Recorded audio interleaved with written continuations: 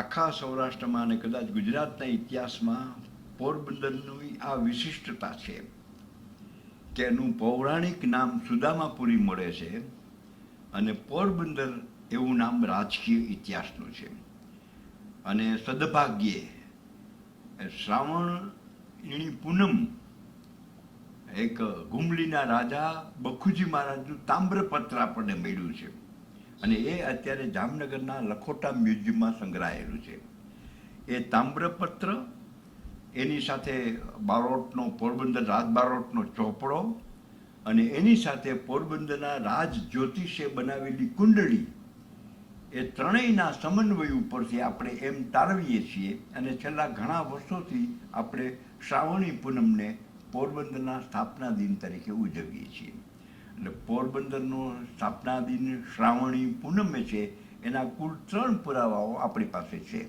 એ ત્રણેયના જ્યોતિષીઓ જ્યોતિષનો અભ્યાસ કરે છે, બારોટો બારોટોની કથાનો અભ્યાસ કરે છે અને તામ્રપત્રનો ઉપયોગ ઇતિહાસવિદો કરે છે.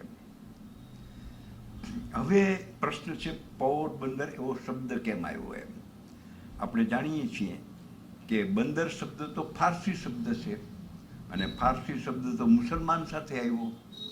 આપણે ત્યાં ગુજરાતમાં છેલ્લા 500 વર્ષથી ફારસી છે. ખરેખર જો તારીખ જોવી હોય તો 1411માં અમદાવાદની સ્થાપના થઈ.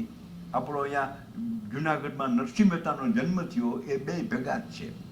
અને ત્યારથી 1347 કે 1400થી આપણે ત્યાં ફારસી ભાષા શરૂ થઈ. પોર એ ગામનું વાચક શબ્દ છે, પણ જો બંદર શબ્દ લઈએ તો એનું ગુજરાતી થાય છે બારું, એનું ફારસી થાય છે બંદર, એનું અંગ્રેજી થાય છે પોર્ટ, પણ બંદરનું સંસ્કૃત થાય છે વેલાકુળ. એટલે આ જે તામ્રપત્ર આપણને 1000 વર્ષ જૂનું મળ્યું છે એમાં પૌર વેલાકુળ શબ્દ આપણને મળે છે. પૌર વેલાકુળ એટલે પૌર એટલે વેપારી વાચક પ્રજા. આપણે ત્યાં ગામ નામ ઉપરથી અટકો પડેલી છે. દાખલા તરીકે મોઢવાડાના મોઢવાડિયા, રાણાવાવના રાણાવયા, એમ પોરબંદરના પૌરના એ પારેખ છે. અત્યારે પારેખ અટક વેપારી વાચકમાં વાણિયામાં, લુહાણામાં અને સોનીમાં 3 કોમમાં મળે છે. એટલે એનો અર્થ એ કે આ વેપારી છે એ પોરબંદરમાં મુખ્ય છે. વેપારી વાચક શબ્દ એ પૌર છે અને પૌરનું વેલાકુળ એટલે પૌરનું બંદર એ આ આજનું પોરબંદર છે. જુઓ, સૌરાષ્ટ્રમાં જે રાજવંશ હતા એમાં સૌથી જૂનામાં જૂનો રાજવંશ જેઠવા રાજવંશ કહેવાય છે. તો જેઠવાની મૂળ રાજધાની હતી ઘુમલી. પછી ઘુમલી 500 વર્ષ એબાઉટ રહી હશે. તે પછી જાડેજા કચ્છમાંથી આવ્યા, એને ઘુમલી જીતી લીધું. એટલે રાજધાની ત્યાંથી ફરીને રાણપુરમાં આવી. એટલે જેઠવાની બીજી રાજધાની રાણપુર. એ રાણપુરમાં 100-150 વર્ષ રાજગાદી રહી. પછી રાણપુરના રાજા રામદેવજીને જામનગર બોલાવીને એને ઘાત કરવામાં આવેલો, દગો રમવામાં આવેલો.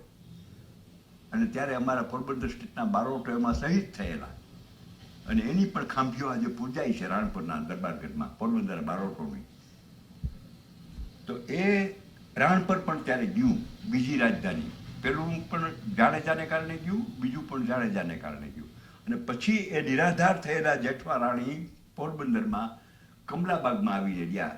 અને ત્યારે કમલાબાગને ત્રબડા કહેવામાં આવતું. એ ત્રબડા માર્યાને પછી સમય જતાં એનો છોકરો ખીમાજી જુવાન થયો ત્યારે છાયામાં રાજગાદી છાપી. એટલે જેઠવા વંશની ત્રીજી રાજધાની છાયા. છાયામાં પણ 300-400 વર્ષ રાજધાની રહી.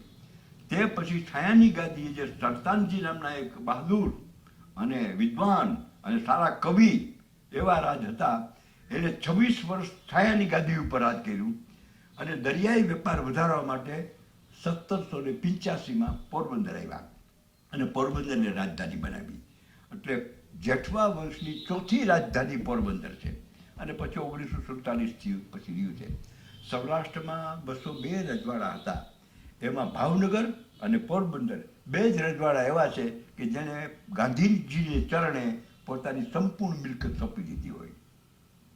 આ પણ પોરબંદરનો રેકોર્ડ છે.